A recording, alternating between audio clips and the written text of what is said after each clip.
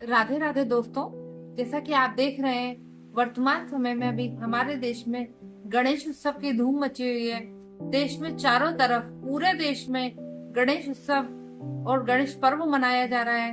तो दोस्तों, आज मैं आपको अपने इस चैनल पर गणेश पर्व के बारे में यानी गणेश उत्सव में मूर्ति के चयन से लेके और मूर्ति के विसर्जन में क्या क्या करना चाहिए, क्या क्या नहीं करना चाहिए, इस सबकी जानकारियां देने जा रही हूँ। तो अगर आपको मेरी जानकारियां अच्छी लगे तो प्लीज मेरे चैनल को लाइक कीजिएगा। तो दोस्तों, आज मैं आपको गणेश पूजन के बारे में यानी गणेश उत्सव के बारे में बहुत ही महत्वपूर्ण जानकारी यानी कि मूर्ति का चयन। तो चलिए मैं आपको गणेश मूर्ति का चयन किस तरीके से करें इसके बारे में जानकारी देती हूँ। जब आप गणेश जी की मूर्ति का चयन कर रहे हैं तो मैं आपको कुछ बातें बताने जा रही हूँ जिनको ध्यान में रखकर ही आपको गणेश जी की मूर्ति का चयन करना चाहिए।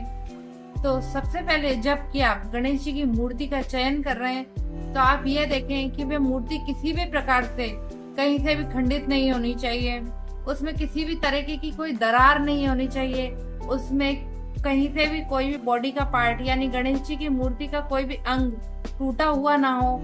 इस चीज का आप ध्यान रखें। दोस्तों, कोशिश कीजिए कि आप हमेशा मिट्टी की मूर्ति का ही चयन करें क्योंकि मिट्टी को हमारे शास्त्रों में सबसे अधिक पवित्र माना गया है। और दूसरी चीज, जब हम गणेश जी की प्रतिमा का चयन कर रहे हैं तो हम ये देखें कि गणेश जी का जो मुख है उस पर जो गणेश जी की सूंड है उसका महत्व सबसे अधिक है। दोस्तों, आप हमेशा गणेश जी के लेफ्ट साइड मुड़ी हुई सूंड का चयन ही करें क्योंकि हमारे शास्त्रों में गणेश जी को मंगल मूर्ति कहा गया है। तो गणेश जी की सूंड का भी बाईं ओर सूंड का भी अपना एक विशेष महत्व होता है।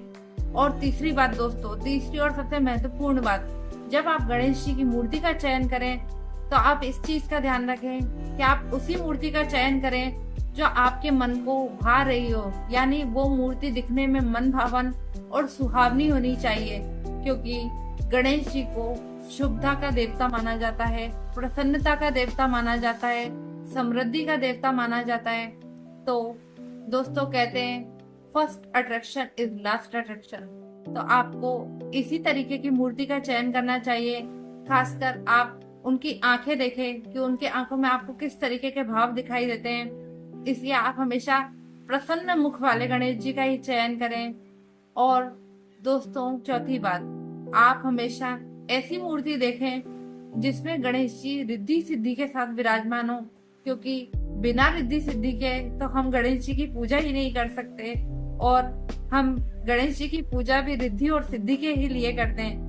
तो आप हमेशा ये देखें कि जिन मूर्तियों में गणेश जी के साथ में रिद्धि और सिद्धि बैठी हुई है आप उस मूर्ति का चयन करें, उस मूर्ति को सबसे अधिक उपयुक्त और उचित माना जाता है। तो दोस्तों, आज मैंने आपको गणेश पूजा में गणेश जी की मूर्ति का चयन किस प्रकार से करना चाहिए उसके बारे में बताया।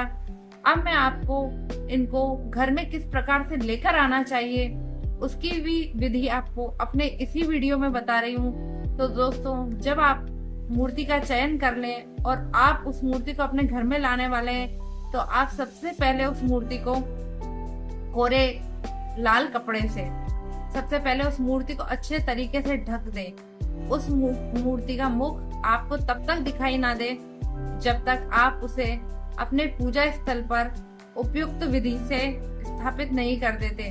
और आपको उस गणेश जी की मूर्ति को हमेशा लाल कपड़े में रखकर और उन्हें एक छोटी सी चौकी पर बिठाकर अपने घर में लेकर आना चाहिए क्योंकि गणेश जी को हम अपने घर में 10 दिनों के लिए एक अतिथि के रूप में लेकर आते हैं और अतिथि को उचित मान सम्मान के साथ लाना हमारी भारतीय संस्कृति में सबसे अधिक महत्वपूर्ण माना गया है।